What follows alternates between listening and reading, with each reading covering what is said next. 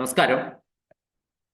+1 അപേക്ഷ സമർപ്പിക്കുമ്പോൾ ഓൺലൈൻ അപേക്ഷയാണ്.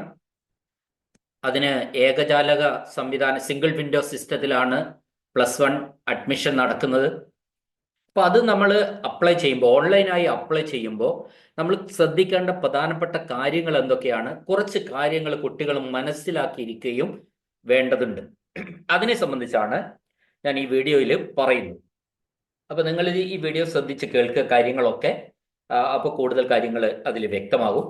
നമുക്കറിയാം, ഈ മെയ് 9-ന് 3 മണിക്ക് വിദ്യാഭ്യാസ വകുപ്പ് മന്ത്രി റിസൾട്ട് പ്രഖ്യാപിച്ചതിന് ശേഷം നമുക്കുള്ള അടുത്ത സ്റ്റെപ്പുകൾ എന്ന് പറയുന്നത് +1-ന് അപ്ലൈ ചെയ്യുക എന്നുള്ളതാണ്. അപ്പൊ +1-ന് അപേക്ഷിക്കേണ്ട ഡേറ്റുകളൊക്കെ തീരുമാനിച്ചു. ലാസ്റ്റ് ഡേറ്റ് തീരുമാനിക്കപ്പെട്ടിട്ടുണ്ട്. അതോടൊപ്പം തന്നെ പിന്നെ നമ്മൾ എന്തൊക്കെ കാര്യം, ഒരു വിഭാഗം കുട്ടികൾക്ക് മാർക്ക് കുറഞ്ഞുപോയി എന്നുള്ള ഒരു അല്ലെ ഗ്രേഡുകൾ അവരുദ്ദേശിച്ച തലത്തിലേക്ക് ഗ്രേഡുകൾ എത്തിയിട്ടില്ല എന്നൊരു ആക്ഷേപം ഉണ്ടാവാം, അല്ലെങ്കിൽ ഒരു വിഷമം ഉണ്ടാവും. അത്തരം കുട്ടികൾ എന്ത് ചെയ്യും? റീവാല്യുവേഷന് കൊടുക്കും. അതിനുള്ള സമയവും ഇന്ന് പ്രഖ്യാപിക്കും. അപ്പോൾ റീവാല്യുവേഷൻ കഴിഞ്ഞാലും നമുക്ക് കൂടുതൽ ഗ്രേഡ് കിട്ടിയ അതും നമ്മൾ ഈ ഓൺലൈൻ സിസ്റ്റത്തിലേക്ക് ആഡ് ചെയ്യപ്പെടും. അപ്പൊ നമുക്കറിയാം, ഈ 10ാം തരം സ്കീമിൽ പല നമ്മളെ സാധാരണ SSLC ഗ്രേഡിംഗ് സിസ്റ്റത്തിലുള്ള SSLC ഇതുണ്ട്. ഈ ഓൺലൈൻ ആപ്ലിക്കേഷനിൽ മിക്കവാറും കുറേ കാര്യങ്ങൾ നമ്മൾ കോഡ് ഉപയോഗിച്ചിട്ടാണ് ഫില്ല് ചെയ്യുന്നത്. ഇപ്പൊ SSLC ഗ്രേഡിംഗ് സിസ്റ്റത്തിലുള്ള സ്കീം എന്ന് പറയും. നമ്മൾ പല സ്കീമിലുള്ള കുട്ടികളാണ് ഈ പരീക്ഷ എഴുതി കഴിഞ്ഞ് റിസൾട്ട് അറിഞ്ഞു നിൽക്കുന്നുണ്ട്. ആ പല സ്കീമിലുള്ള കുട്ടികൾ ഈ +1-ന് അപേക്ഷിക്കേണ്ട പ്രധാനപ്പെട്ട സ്കീമുകൾ ഇതൊക്കെയാണ്. SSLC ഗ്രേഡിംഗ് സിസ്റ്റത്തിൽ അതിലാണ് 4,26,000-ഓളം കുട്ടികൾ പരീക്ഷ എഴുതി നിൽക്കുന്നത്. പിന്നെ CBSE ഉണ്ട്. CBSEയുടെ കോഡ് 04 ICSE ഉണ്ട്, കോഡ് 05. TH അതായത് ടെക്നിക്കൽ എഡ്യൂക്കേഷൻ ആയിട്ടുള്ള ടെക്നിക്കൽ ഹൈസ്കൂളിലെ SSLC അത് 08. പിന്നെ മറ്റ് സ്റ്റേറ്റുകളിൽ നിന്ന് വന്നിട്ടുള്ള 10ാം ക്ലാസ് പാസ്സായിട്ടുള്ള കുട്ടികൾ അവര് അതേഴ്സ് എന്ന വിഭാഗത്തിലാണ് വരുന്നത്. അവര് 07 അവരുടെ കോഡ് എന്ന് പറയുന്നത്. അപ്പൊ നമ്മൾ ഈ 10ാം തരം സാധാരണ ഗ്രേഡിംഗ് സിസ്റ്റത്തില് അല്ലാത്തവര്, നമ്മളെ അത് ഞാൻ പറഞ്ഞല്ലോ, 4,26,962 കുട്ടികളാണ് SSLC പരീക്ഷ എഴുതിയിട്ടുള്ളത്. ആ കുട്ടികൾ ഒഴികെയുള്ള മറ്റ് വിഭാഗങ്ങൾ സ്കീമിൽ അല്ലാത്തവര് മാർക്ക് ലിസ്റ്റ്, കാരണം ആ CBSEയോ ICSEയോ അതേഴ്സോ ആയിട്ടൊന്നും ഈ സൈറ്റ് ഏകജാലക സംവിധാനം ലിങ്ക് ചെയ്തിട്ടുണ്ടാവില്ല. അത്തരം കുട്ടികൾ അവരുടെ മാർക്ക് ലിസ്റ്റ് അല്ലെങ്കിൽ സർട്ടിഫിക്കറ്റ്, പിന്നെ മൈഗ്രേഷൻ സർട്ടിഫിക്കറ്റ്, പിന്നെ ഇക്വലൻസി സർട്ടിഫിക്കറ്റ്, തുല്യതാ സർട്ടിഫിക്കറ്റ്, അതായത് SSLCക്ക് തുല്യമാണ് ഇവർ കൊണ്ടുവരുന്ന സർട്ടിഫിക്കറ്റ് എന്നുള്ള ഒരു സാധനമുണ്ട്, ഇക്വാലൻസി സർട്ടിഫിക്കറ്റ് എന്ന് പറയും. ഇത്രയും കാര്യങ്ങൾ സ്കാൻ ചെയ്ത കോപ്പി അപ്ലോഡ് ചെയ്യണം.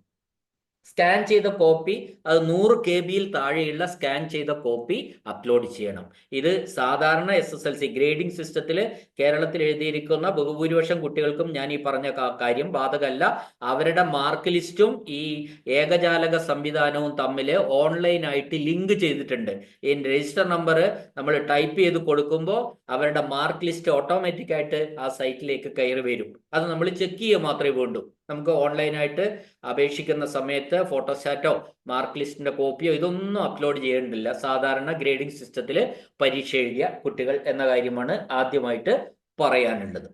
പിന്നെ ചില കാറ്റഗറി ഒക്കെ നമ്മൾ സർട്ടിഫിക്കറ്റുകൾ അപ്ലോഡ് ചെയ്യേണ്ടതായിട്ടുണ്ട്. ഉദാഹരണത്തിന് ഭിന്നശേഷി കുട്ടികളായിട്ടുള്ളവരുടെ മെഡിക്കൽ സർട്ടിഫിക്കറ്റ്, അത് മെഡിക്കൽ ബോർഡ് ഇഷ്യൂ ചെയ്തിട്ടുള്ള സർട്ടിഫിക്കറ്റ്, അത് 100 KB താഴെയുള്ള സർട്ടിഫിക്കറ്റ് സ്കാൻ ചെയ്ത് അത് അപ്ലോഡ് ചെയ്യണം. ഇനി ബാക്കിയുള്ള ഏത് സർട്ടിഫിക്കറ്റ് ആയാലും ശരി, നമ്മൾ സർട്ടിഫിക്കറ്റുകളുടെ ഒറിജിനൽ നമ്മളെ കയ്യിൽ ഉണ്ടായിരിക്കണം. ഏറ്റവും ചുരുങ്ങിയത് നമ്മൾ സ്കൂളിൽ നിന്ന് ലഭിക്കുന്ന ക്ലബ്ബ് സർട്ടിഫിക്കറ്റുകൾ പോലും വാങ്ങി വെച്ചതിന് ശേഷം മാത്രമേ നമ്മൾ ആപ്ലിക്കേഷൻ കൊടുക്കാവൂ. ഇപ്പൊ നമുക്ക് ഇഷ്ടമുള്ള ഒരു ക്ലബ്ബ് സർട്ടിഫിക്കറ്റിൽ ക്ലബിന്റെ ഇതിൽ ടിക്ക് ചെയ്താൽ, കാരണം ഈ ക്ലബിന്റെ ആക്ടിവിറ്റിയിൽ നമ്മൾ പങ്കാളിയാണെങ്കിൽ അവിടെ നമ്മൾ മാർക്ക് ടൈ ബ്രേക്ക് ചെയ്യാൻ വേണ്ടി ഉപയോഗിക്കുന്നുണ്ട്. അപ്പോൾ അവിടെ നമ്മൾ ഈ പിന്നെ ടൈ ബ്രേക്ക് ചെയ്യാൻ ഉപയോഗിച്ചത് കൊണ്ട് തന്നെ നമ്മളിപ്പോ സയൻസ് ക്ലബിന്റെ അംഗത്വത്തിൽ നമ്മൾ ടിക്ക് ചെയ്തു എങ്കിൽ നമ്മൾ വേറൊരു സർട്ടിഫിക്കറ്റ് അന്നേരം കൊണ്ടുപോയാൽ പോരാ. അപ്പൊ തീർച്ചയായിട്ടും ഒറിജിനൽ സർട്ടിഫിക്കറ്റുകൾ ക്ലബിന്റെ അടക്കം നമ്മൾ വാങ്ങി വെച്ചതിന് ശേഷം മാത്രമേ നമ്മൾ +1 ഓൺലൈൻ ആപ്ലിക്കേഷൻ ചെയ്യാവൂ. അല്ലാത്ത പക്ഷം സർട്ടിഫിക്കറ്റ് ഏതെങ്കിലും നമ്മൾ അവകാശപ്പെടുകയും ആ സർട്ടിഫിക്കറ്റ് നമുക്ക് ഇന്റർവ്യൂ സമയത്ത് ഹാജരാക്കാൻ പറ്റാതെ വരികയും ചെയ്താൽ നമ്മുടെ +1 പ്രവേശനം ക്യാൻസൽ ചെയ്യും. അതിൽ ഒരു സംശയമില്ല. കാരണം എന്താണെന്ന് വെച്ചാൽ ഈ ആനുകൂല്യവും കൂടി നമുക്ക് തന്നിട്ടായിരിക്കും നമ്മൾ ഇന്റർവ്യൂവിൽ നമ്മുടെ പേര് വന്നിട്ടുണ്ടാവുക ഇന്റർവ്യൂ ലിസ്റ്റിൽ. അപ്പോൾ അത് പ്രത്യേകം ശ്രദ്ധിക്കുക. നമ്മുടെ കയ്യിലുള്ള സർട്ടിഫിക്കറ്റുകൾക്ക് മാത്രമേ നമ്മൾ അവകാശവാദം ഉന്നയിക്കാവൂ. അല്ല നാളെ ഒരു സർട്ടിഫിക്കറ്റ് കിട്ടാനുണ്ട്, അല്ലെ അടുത്ത ആഴ്ച ആ സർട്ടിഫിക്കറ്റ് കിട്ടും എന്നൊന്നും പറഞ്ഞിട്ട് ഒരു ക്ലെയിമും ഒരു റിസർവേഷനും അല്ലെങ്കിൽ ആനുകൂല്യങ്ങൾക്കും വേണ്ടി നമ്മൾ അപേക്ഷിക്കരുത്. അതാണ് ഏറ്റവും പ്രധാനമായിട്ട് നമ്മൾ ശ്രദ്ധിക്കേണ്ടത്. അങ്ങനെ ഒരു സർട്ടിഫിക്കറ്റ് കിട്ടാനുണ്ടെങ്കിൽ ലാസ്റ്റ് ഡേറ്റ് വരെ കാക്കുക. ലാസ്റ്റ് ഡേറ്റിൽ നമ്മൾ അപ്ലൈ ചെയ്താൽ മതി. അതിനുള്ളിൽ ആ സർട്ടിഫിക്കറ്റ് വാങ്ങി നമ്മുടെ കയ്യിൽ വെച്ച് അതിന്റെ ഡീറ്റെയിൽ ഇതിൽ കൊടുക്കാനുണ്ട്, ഈ ആപ്ലിക്കേഷൻ ഓൺലൈൻ ആപ്ലിക്കേഷനിൽ കൊടുക്കാനുണ്ട്. അതുകൊണ്ട് അത് വളരെ ശ്രദ്ധിക്കണം.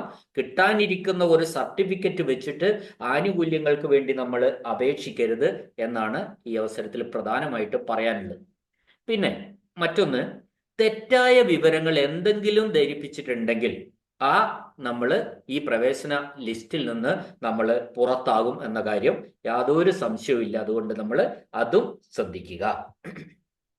നമുക്കറിയാം, ഒരു സൈറ്റിൽ കയറിയിട്ട് www.admission.dge.kerala.gov.in അതിലെ ആ സൈറ്റിൽ കയറി ക്ലിക്ക് ഫോർ ഹയർ സെക്കൻഡറി അഡ്മിഷനിൽ പ്രവേശിച്ച് ക്രിയേറ്റ് കാൻഡിഡേറ്റ്സ് ലോഗിൻ SWS എന്ന ലിങ്കിലൂടെ കാൻഡിഡേറ്റ്സ് ലോഗിൻ സൃഷ്ടിച്ചിട്ടാണ് നമ്മൾ +1 പ്രവേശനത്തിന് ഓൺലൈനായിട്ട് അപേക്ഷിക്കുന്നത്. ആ കാൻഡിഡേറ്റ്സ് ലോഗിൻ സൃഷ്ടിച്ച് മൊബൈൽ OTPയിലൂടെ സുരക്ഷിതമായിട്ട് ഒരു പാസ്വേഡ് നൽകിയിട്ട് നമുക്ക് അപേക്ഷ സമർപ്പിക്കാം. ഇപ്പൊ മൊബൈൽ നമ്പർ നമ്മൾ അവിടെ കൊടുക്കുന്ന സമയത്ത് കുട്ടികളുടെ കയ്യിലുള്ള മൊബൈൽ നമ്പറോ രക്ഷിതാവിന്റെ മൊബൈൽ നമ്പറോ തന്നെ കൊടുക്കേണ്ടതാണ്. മറ്റു മൊബൈൽ നമ്പറുകൾ നമ്മൾ കഴിവതും ഒഴിവാക്കുക. നേരിട്ട് നമ്മുടേതോ നമ്മുടെ രക്ഷിതാവിന്റെയോ മൊബൈൽ നമ്പറാണ് നമുക്ക് കൊടുക്കേണ്ടത്. മറ്റൊരു കാര്യം, നമ്മൾ ഈ അപേക്ഷ സമർപ്പിക്കുന്ന സമയത്ത് നമുക്ക് ലഭിക്കുന്ന അപേക്ഷാ നമ്പർ ഉണ്ട്. ആ അപേക്ഷാ നമ്പർ കുറേ സംഖ്യകൾ ഉള്ളതാണ്. ആ അപേക്ഷാ നമ്പർ നമ്മൾ എഴുതി സൂക്ഷിക്കേണ്ടതാണ്. അങ്ങനെ എഴുതി സൂക്ഷിച്ച ആ അപേക്ഷാ നമ്പറിന്റെ സഹായത്തോടെയാണ് നമ്മൾ എന്ത് ചെയ്യുന്നത്, ഈ പിന്നെ നമുക്ക് അലോട്ട്മെന്റ് ലഭിച്ചിട്ടുണ്ടോ എന്ന കാര്യം നമ്മൾ പരിശോധിക്കുന്നത് എന്ന കാര്യവും ഞാൻ ഈ അവസരത്തിൽ പറയുകയാണ്. ഏറ്റവും പ്രധാനമായിട്ട് പറയാനുള്ള കാര്യം എന്ന് വെച്ചാൽ, നമുക്ക് സ്വന്തമായിട്ട് ചെയ്യാൻ കഴിയുന്നില്ല എങ്കിൽ, ഈ ഓൺലൈൻ അപേക്ഷ നമ്മൾ സ്വന്തമായിട്ട് ചെയ്യാൻ കഴിയുന്നില്ല എങ്കിൽ നമ്മൾ അതിന് നിൽക്കാതിരിക്കുക. നമ്മൾ അറിയുന്നവരെ കൊണ്ട് ചെയ്യിക്കുക.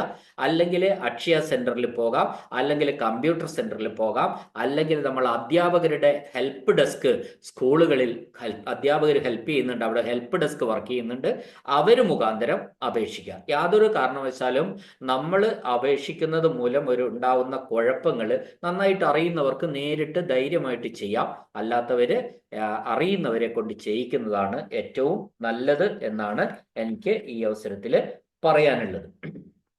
അപ്പൊ നമ്മൾ ഈ ഇത് ഇങ്ങനെ ഓൺലൈൻ അപ്ലൈ ചെയ്യാൻ പോകുന്ന സമയത്ത്, അല്ല നമ്മൾ ചെയ്താലും വേറൊരാൾ ചെയ്യുന്ന സമയത്തും നമുക്ക് ഒരു അപ്ലിക്കേഷൻ, മുമ്പുണ്ടായിരുന്ന ഒരു അപ്ലിക്കേഷൻ ഫോം ഉണ്ട്. ആ അപ്ലിക്കേഷനിലുള്ള ഡീറ്റെയിൽസുകളൊക്കെ പൂരിപ്പിച്ച് വെച്ചതിന് ശേഷം നമ്മൾ ഓൺലൈൻ പുറത്തുപോയി ചെയ്താലും ശരി, നമ്മൾ ചെയ്താലും ശരി, അക്കാര്യങ്ങളെല്ലാം വിശദമായി വെള്ള പേപ്പറിലേക്ക് എഴുതി വെച്ച്, അല്ലെങ്കിൽ ഒരു ഫോർമാറ്റ് സൂക്ഷിച്ച് പൂരിപ്പിച്ചതിന് ശേഷം മാത്രമേ നമ്മൾ കാരണം ഒരുപാട് കാര്യങ്ങൾ ഇതിൽ ചോദിക്കുന്നുണ്ട്. ആ കാര്യങ്ങളൊക്കെ നമ്മൾ അറിഞ്ഞിരിക്കണം. അത് നമ്മൾ ആ രീതിയിലാണ് ഓൺലൈൻ ആപ്ലിക്കേഷൻ ചെയ്യേണ്ടത്. ഇനി ഇതിനോടനുബന്ധിച്ചിട്ടുള്ള മറ്റു ചില കാര്യങ്ങൾ പറയാം. നമ്മൾ ഈ ഹയർ സെക്കൻഡറി +1 ആയാലും +2 ആയാലും ശരി, +1 6 വിഷയങ്ങളാണ് നമുക്ക് പഠിക്കാനുള്ളത്. അത് ഏത് ഗ്രൂപ്പ് എടുത്താലും ശരി.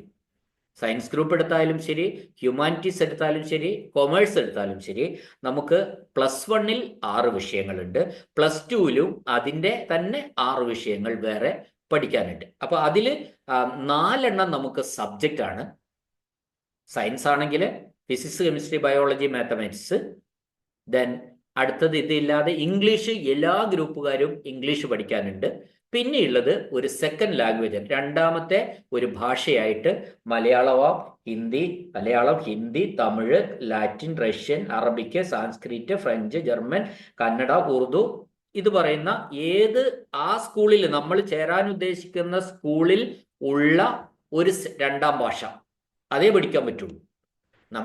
നമുക്കിഷ്ടം സാൻസ്ക്രിറ്റ് ആണ്, പക്ഷെ നമ്മൾ ചേരുന്ന സ്കൂളിൽ സാൻസ്ക്രിറ്റ് ഇല്ലെങ്കിൽ അവിടെ സാൻസ്ക്രിറ്റ് പഠിക്കാൻ പറ്റില്ല, നമ്മളപ്പം മലയാളം എടുക്കേണ്ടി വരും. ഈ രണ്ടാം ഭാഷ എന്ന് പറയുന്നത് ഇഷ്ടമുള്ളത് നമുക്ക് എടുക്കാമെന്ന്, സ്കൂളിൽ പഠിക്കുന്ന ആ സ്കൂളിൽ നമ്മൾ പ്രവേശനം നേടുന്ന സ്കൂളിൽ ഏത് സെക്കൻഡ് ലാംഗ്വേജ് ആണോ ഉള്ളത് അതിലൊരെണ്ണം, അത് ഇന്നത് പഠിക്കണമെന്ന് ആർക്കും പറയാൻ കഴിയില്ല. നമുക്ക് സ്വന്തമായി ഇഷ്ടപ്പെടുന്ന ഒരു രണ്ടാം ഭാഷ പഠിക്കാം. അപ്പോൾ എല്ലാ സ്ട്രീമിലും സയൻസ് ആയാലും ഹ്യൂമാനിറ്റീസ് ആയാലും കൊമേഴ്സ് ആയാലും 3 സ്ട്രീമിലും സബ്ജക്റ്റ് 4 പേപ്പർ, ഒരു ഇംഗ്ലീഷ്, ഒരു സെക്കൻഡ് ലാംഗ്വേജ് രണ്ടാം ഭാഷ, ഇങ്ങനെ 6 പേപ്പറുകളാണ് പഠിക്കാനുള്ളത്. അത് ഫസ്റ്റ് ഇയറിലും 6 പേപ്പറാണ്, സെക്കൻഡ് ഇയറിലും 6 പേപ്പറാണ്. ഇതിനൊക്കെ സിയും ഉണ്ട്. ഇതാണ് ആ പേപ്പറുകളെ സംബന്ധിച്ച് പറയാനുള്ളത്. ഇനി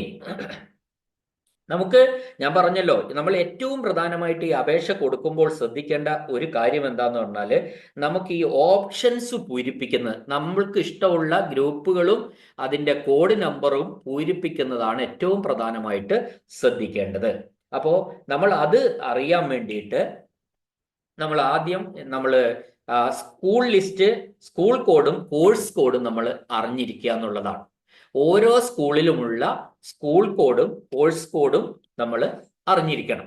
അപ്പൊ അതിനു വേണ്ടിയിട്ട് നമ്മൾ HS CAP എന്ന് പറയുന്ന HS CAP www.hscap.kerala.gov.in എന്ന് പറയുന്ന സൈറ്റിൽ കയറിയിട്ട് നമ്മൾ അതിൽ വ്യൂ പ്രോസ്പെക്ടസ് ഉണ്ടാകണം.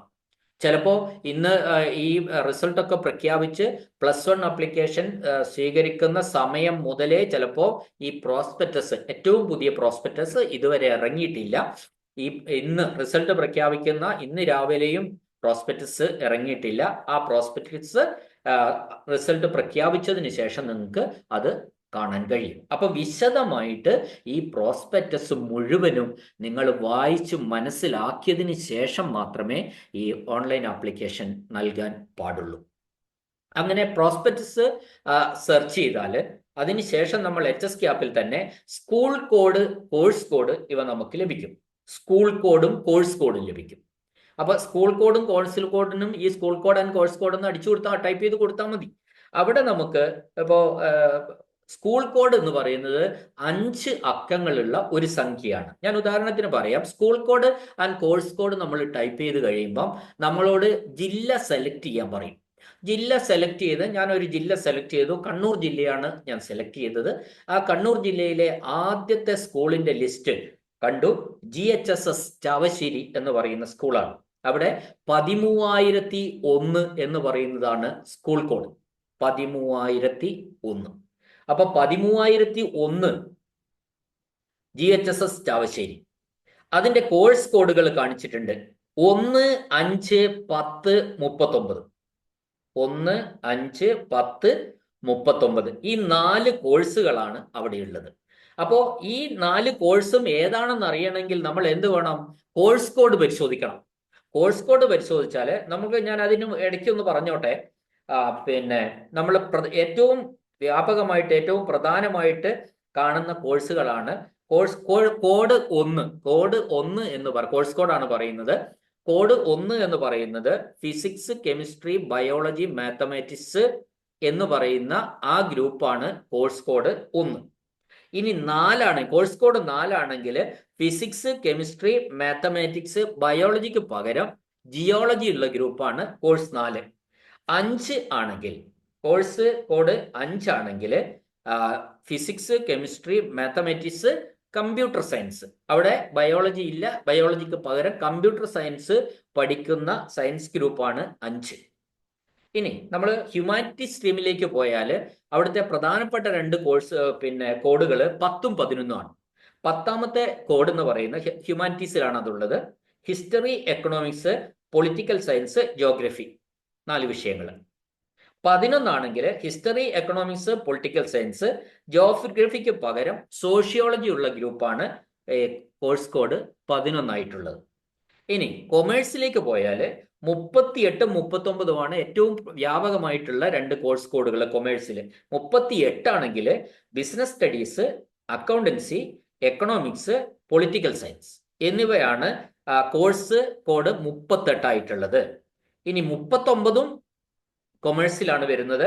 Business studies, accountancy, economics, political സയൻസിന് പകരം കമ്പ്യൂട്ടർ സയൻസ്. അപ്പൊ കമ്പ്യൂട്ടർ സയൻസുള്ള കമ്പ്യൂട്ടർ കൊമേഴ്സിന് ഇത്തിരി കൂടി ഡിമാൻഡ് കൂടുതലാണ്. അപ്പൊ പൊളിറ്റിക്കൽ സയൻസിന് പകരം കമ്പ്യൂട്ടർ സയൻസ് ആണ് 39ൽ വരുന്നത്. ഞാൻ ഈ പറഞ്ഞ കോഴ്സ്, അതായത് 13001 എന്ന് പറയുന്ന സ്കൂൾ കോഡുള്ള കണ്ണൂർ ജില്ലയുടെ ലിസ്റ്റിലെ 1ാമത്തെ സ്കൂളായ GHSS ചാവശ്ശേരിയിലെ 1, 5, 10, 39 ഇത്രയും കോഴ്സുകളുണ്ട്. 1 ഏതാ? Physics, chemistry, biology, mathematics. 5 ഏതാ? ബയോളജിക്ക് പകരം കമ്പ്യൂട്ടർ സയൻസ് ഉള്ള സയൻസ്. 10 എന്താണ്? History, economics, political science, geography. 39 computer ഉള്ള കൊമേഴ്സ്, കമ്പ്യൂട്ടർ സയൻസ് ഇൻക്ലൂഡ് ചെയ്തിട്ടുള്ള കൊമേഴ്സ്. ഈ 4 ഗ്രൂപ്പുകളാണ് GHSS ചാവശ്ശേരിയിൽ നമുക്ക് ഉള്ളത്. ഇത് നമ്മൾ വിശദമായി കോഴ്സ് കോഡുകൾ മനസ്സിലാക്കിയിട്ട് വേണം ഈ പട്ടിക പൂരിപ്പിക്കാൻ. നമുക്ക് ഇഷ്ടം പോലെ സ്കൂളുകൾ കൊടുക്കാം, 10. അപ്പോൾ ഒരു സ്കൂളില് നമ്മൾ 13001 നമ്മൾ ആ സ്കൂളിൽ കൊടുക്കാൻ പോകും. 13001 എന്ന് പറയുന്നതിൽ സ്കൂൾ കോഡ് എഴുതി. ആ കോഡ് എഴുതി കഴിഞ്ഞാൽ നമ്മൾ ഏതാണ് കൊടുക്കേണ്ടതെന്നാണ്. ആ കൊടുക്കേണ്ടത് നമ്മൾ 1 കൊടുത്തു. നമ്മൾ സയൻസ് പഠിക്കാൻ ആഗ്രഹിക്കുന്ന കുട്ടിയാണെങ്കിൽ നമ്മൾ ഈ സ്കൂളിൽ 1 കൊടുത്തു. ഇനി ഈ സ്കൂളിൽ തന്നെ നമ്മൾ ഹ്യൂമാനിറ്റീസും കൊമേഴ്സും ഇപ്പൊ കൊടുക്കില്ല. 2ാമത്തെ ഓപ്ഷനായിട്ട് 13002 നമ്മുടെ തൊട്ടടുത്ത സ്കൂളിലുള്ള 1 നമ്മൾ കൊടുക്കുക. അങ്ങനെ നമുക്ക് തൊട്ടടുത്ത സ്കൂളിലെ സയൻസ് പഠിക്കേണ്ട കുട്ടിയാണെങ്കിൽ തൊട്ടടുത്ത എല്ലാ സ്കൂളുകളിലും 3, 4, 5 സ്കൂളുകളിൽ സയൻസ് 1, 2, 3, 4, 5 ക്രമത്തിൽ കൊടുത്തതിന് ശേഷം മാത്രമേ അടുത്ത ഗ്രൂപ്പിലേക്ക് നമ്മൾ പോവുള്ളൂ. അതായത് കൊമേഴ്സോ ഹ്യൂമാനിറ്റീസോ ഉള്ള ഗ്രൂപ്പിലേക്ക് പോവുള്ളൂ. നമുക്കെല്ലാം കുട്ടികളെ സംബന്ധിച്ച് പ്രധാനമായിട്ട് കണ്ടുവരുന്ന ഒരു പ്രത്യേകത എന്താന്ന് പറഞ്ഞാൽ അവർ സബ്ജക്റ്റ് ആണ് ഇഷ്ടപ്പെടുന്നത്, സ്കൂളല്ല ഇഷ്ടപ്പെടുന്നത്. ഇപ്പൊ നമ്മൾ പഠിച്ച സ്കൂളിൽ തന്നെ ഏതെങ്കിലും കിട്ടുന്നത് പഠിക്കാമെന്ന് ചിന്തിക്കുന്നവര് തീരെ ഉണ്ടാവില്ല. നമ്മൾ പഠിച്ച സ്കൂളിൽ നമുക്ക് ഇഷ്ടപ്പെട്ട സയൻസ് ആണെങ്കിൽ സയൻസ് പഠിക്കാൻ ആഗ്രഹിക്കുന്നു, അങ്ങനെ അല്ല കമ്പ്യൂട്ടറിലുള്ള കൊമേഴ്സ് പഠിക്കാൻ ആഗ്രഹിക്കും, അത് കിട്ടിയാലേ ഞാൻ അവിടെ ചേരുന്നുള്ളൂ എന്ന് തീരുമാനിക്കുന്ന കുട്ടികളാണ് നമുക്ക് ഭൂരിപക്ഷവും ഉള്ളത് എന്ന കാര്യവും നമ്മൾ ഓർമ്മിക്കുക. അപ്പൊ ഈ GHSS ചാവശ്ശേരിയുടെ ലാംഗ്വേജ് നോക്കുമ്പോൾ, സെക്കൻഡ് ലാംഗ്വേജ് നോക്കുമ്പോൾ അവിടെ 1, 2 എന്നിവയുണ്ട്. 1ഉം 2ഉം ഉള്ളത്. 1 പറഞ്ഞാല് മലയാളമാണ്, 2 ഹിന്ദിയാണ്. അപ്പോ കുട്ടികൾ ഇതിൽ ഒരെണ്ണം സെലക്ട് ചെയ്തേ പറ്റൂ. സെക്കൻഡ് ലാംഗ്വേജ് പഠിക്കാൻ വേണ്ടി 1 അല്ലെങ്കിൽ 2 സെലക്ട് ചെയ്യണം. അപ്പൊ നമ്മൾ അക്ഷയയിൽ പോയിട്ട് ഓൺലൈന് അല്ലെങ്കിൽ കമ്പ്യൂട്ടർ സെന്ററിൽ പോയി ഓൺലൈൻ ചെയ്യുന്നു, അല്ലെങ്കിൽ അധ്യാപകരുടെ സഹായത്തോടു കൂടി ഹെൽപ്പ് ഡെസ്കിലൂടെ നമ്മൾ ഓൺലൈൻ അപ്ലിക്കേഷൻ കൊടുക്കുമ്പോഴൊക്കെ തന്നെ ഈ കാര്യങ്ങൾ മുഴുവൻ, ഈ ഓപ്ഷൻ ഫോം നമ്മൾ കൊടുക്കേണ്ട സബ്ജക്റ്റ് ഗ്രൂപ്പ് സ്കൂൾ കോഡ് മുഴുവനും നന്നായി പൂരിപ്പിച്ചതിന് ശേഷം വേണം ഇത് ചെയ്യാൻ തുടങ്ങാൻ. ആദ്യം നമ്മൾ കുട്ടികൾ സ്വന്തമായിട്ട് ഇത് പൂരിപ്പിക്കുക, അതിനുശേഷം മാത്രമേ ഓൺലൈൻ നമുക്ക് ചെയ്യാൻ പറ്റൂ. ഇനി വേറൊരു കാര്യം കൂടി ഇപ്പൊ പറഞ്ഞു തരാം. അതായത് നമുക്ക് ഈ ട്രയൽ അലോട്ട്മെന്റ് ആണ് ആദ്യം നടക്കുക. അപേക്ഷ കൊടുക്കേണ്ട സമയം കഴിഞ്ഞാൽ തൊട്ടടുത്ത ദിവസങ്ങളിൽ ഒരു ട്രയൽ അലോട്ട്മെന്റ് വരും.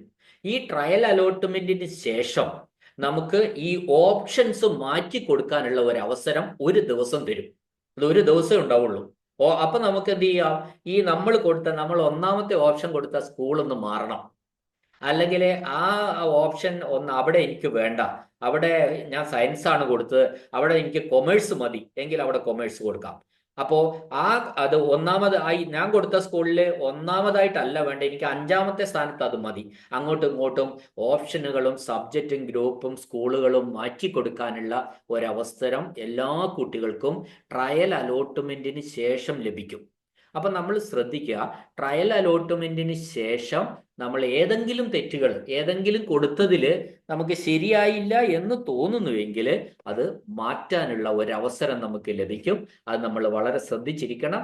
ആ ഡേറ്റുകൾ വരുമ്പോൾ കൃത്യമായിട്ട് അത് നമ്മൾ ചെയ്യുകയും വേണം. അപ്പോൾ നമ്മൾ എല്ലാ തയ്യാറെടുപ്പുകളോടും കൂടി മാത്രമേ ഒരു ഓൺലൈൻ ആപ്ലിക്കേഷൻ സമർപ്പിക്കാൻ വേണ്ടി പോകാൻ പാടുള്ളൂ എന്നാണ് ഈ അവസരത്തിൽ എനിക്ക് നിങ്ങളോട് പറയാനുള്ളത്.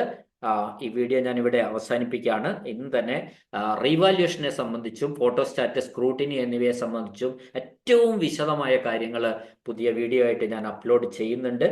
പിന്നെ അത്തരം കാര്യങ്ങളൊക്കെ വരുന്നുണ്ട്. അതുകൊണ്ട് ഈ വീഡിയോ ഇവിടെ അവസാനിപ്പിക്കുകയാണ്.